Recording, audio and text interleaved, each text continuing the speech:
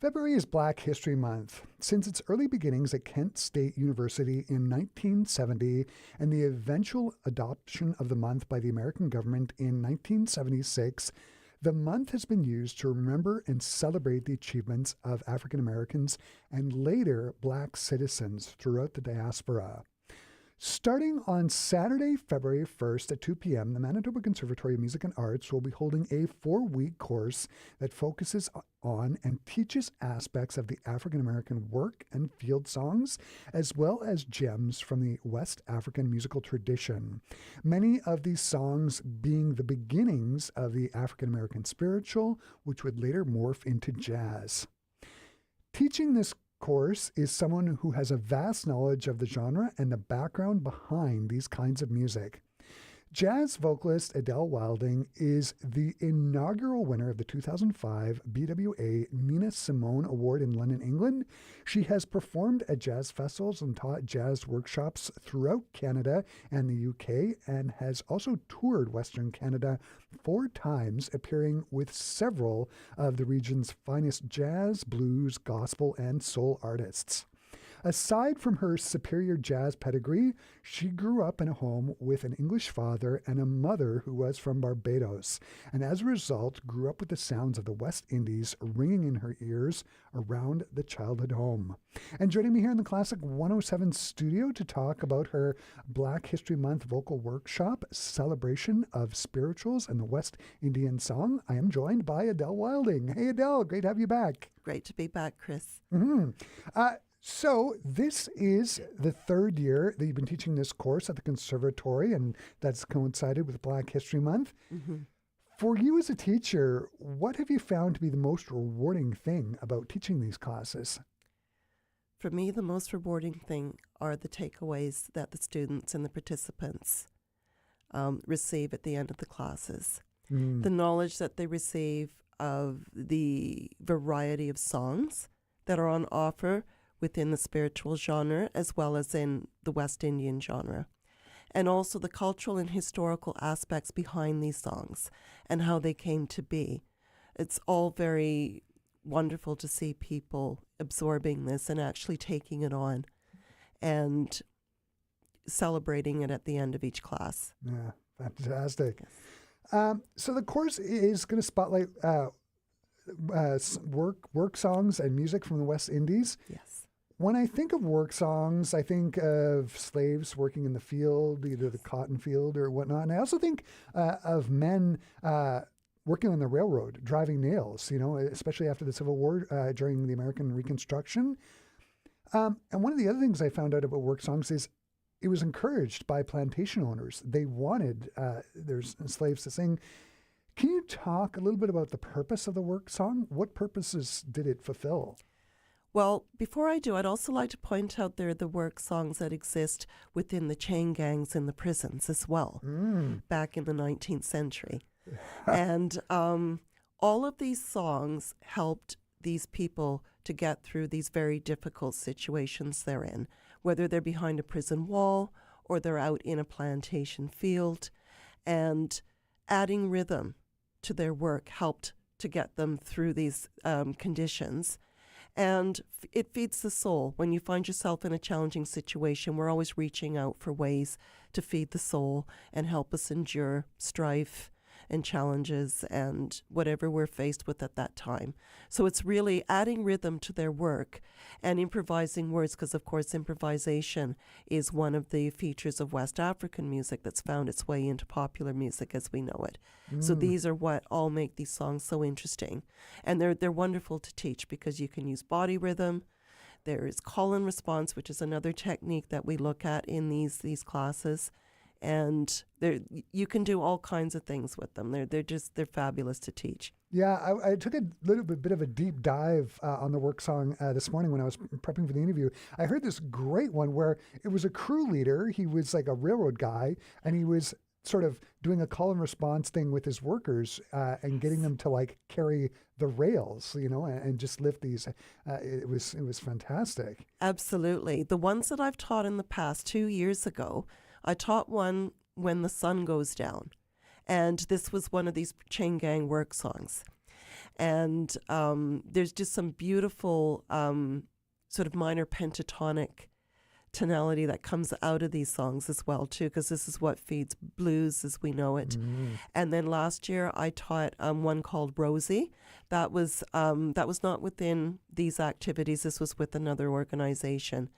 And the lyrics that come out, they're very much heartfelt, because these are people that are singing to their loved ones while they're trying to get through these arduous tasks that they're faced with, whether it's on the railroad in the hot sun beating down on them, or behind a prison wall. Is there a difference between the work song and the African American spiritual?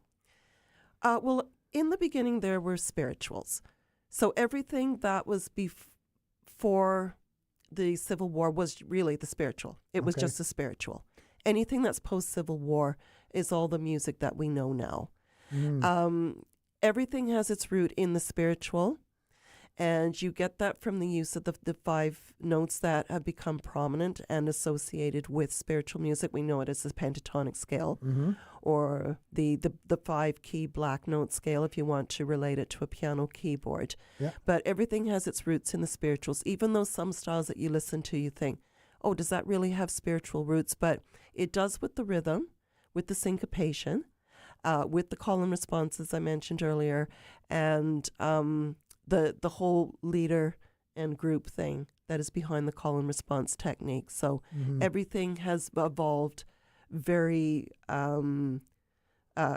sort of steadily from the spiritual, and this is something that I allude to when I'm teaching these classes. And in the description of the course, it says they're going to be teaching them through the oral tradition, right? So are you going to be straight up doing call and response with the students as well? Yes, the oral method comes from the West African musical practices, and it's their way of acquiring music orally and orally.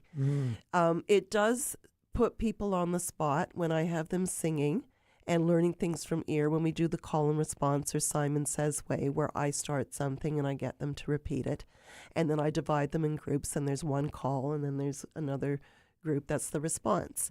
So I do like to immerse everybody in this tradition of acquiring music, but at the end of the class, at the end of each class, they receive an oral audio file of what we've learned in the class, and also a lead sheet.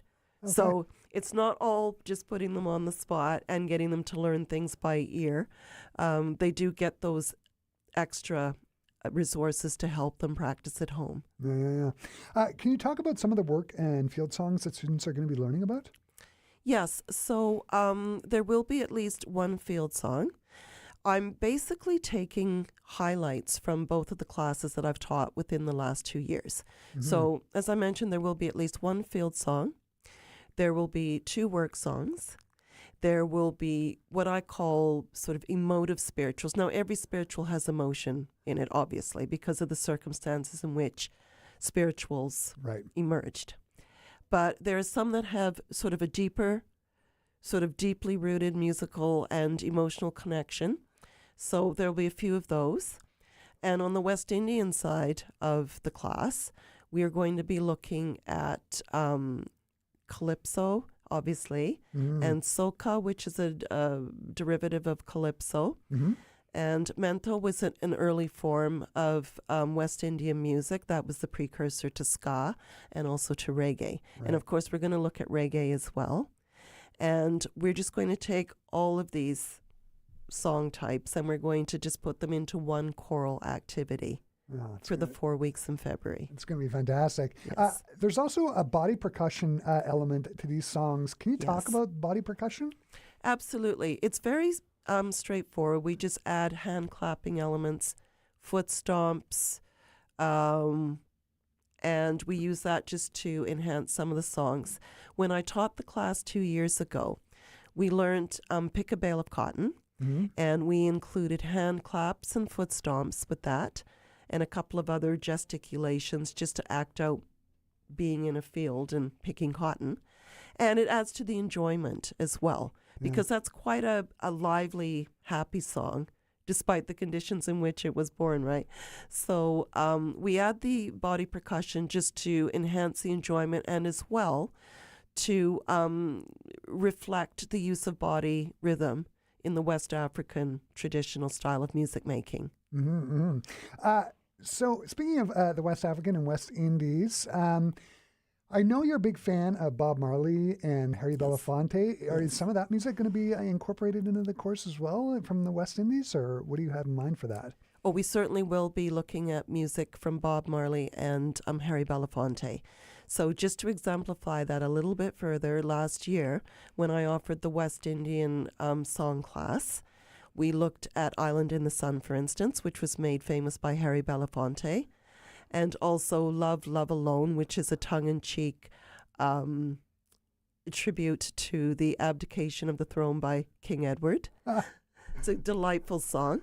And also we sang the Redemption Song. That was our closing song for the activity. So, of course, that's Bob Marley. Yeah. And one of the songs we learned too was Dreamland, which was a song made famous by Marcia Griffiths.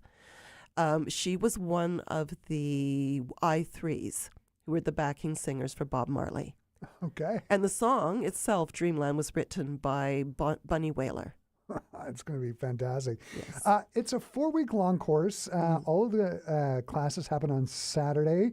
I know that in past years, you've sort of done a 3-class thing, and then the final one is a performance / song sharing class. Correct. Is that the format that's going to be this year as well? Yes, absolutely. So we will spend the first 3 Saturdays revisiting or learning these songs, depending on who attends, and going through the techniques that we've highlighted, like call and response and improvisation, mild improvisation, not like vocal jazz scatting.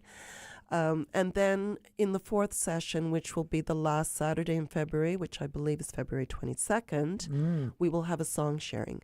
And what we do at the song sharing, we just celebrate the community in which we've learnt these songs. We celebrate the friendships that have been made, and I can guarantee people do make friendships in these classes because I like to create a very warm and friendly environment for my singers. And also it's a chance for their loved ones and their friends to come and just have a look at what we've been working on for the previous 3 weeks. It's going to be fantastic. It's going to be so great. I'm going to wrap up the conversation by asking, you've taught the course now a couple of years. Yes. What do you hope students will take away from this year, this amalgamation of the work song and the music from the West Indies? Well, I'm hoping, and I can't get ahead of myself on this because I haven't discussed this with my bosses at the MCMA, but I'm hoping that they will take away this catalog of songs and that we could somehow continue them in some format at the MCMA in the future. And perhaps revisit the songs rather every February. Yeah, and just keep it going. And just keep it going and add to it. And I would like to add to that I will be adding one of my original songs to the class this year. The reason is that it was conceived originally during the 2021 inauguration after the recitation of the poem The Hill That We Climb by Amanda Gorman. Right. I was so deeply moved by that poem the next day. I had just written these lyrics about my own experience growing up on the prairies as what I call a third culture kid, British, West Indian, Canadian. And I sent those lyrics to my esteemed colleague and dear friend, Darlene Cooper, who's a well-known, well-celebrated vocalist and composer out on the West Coast.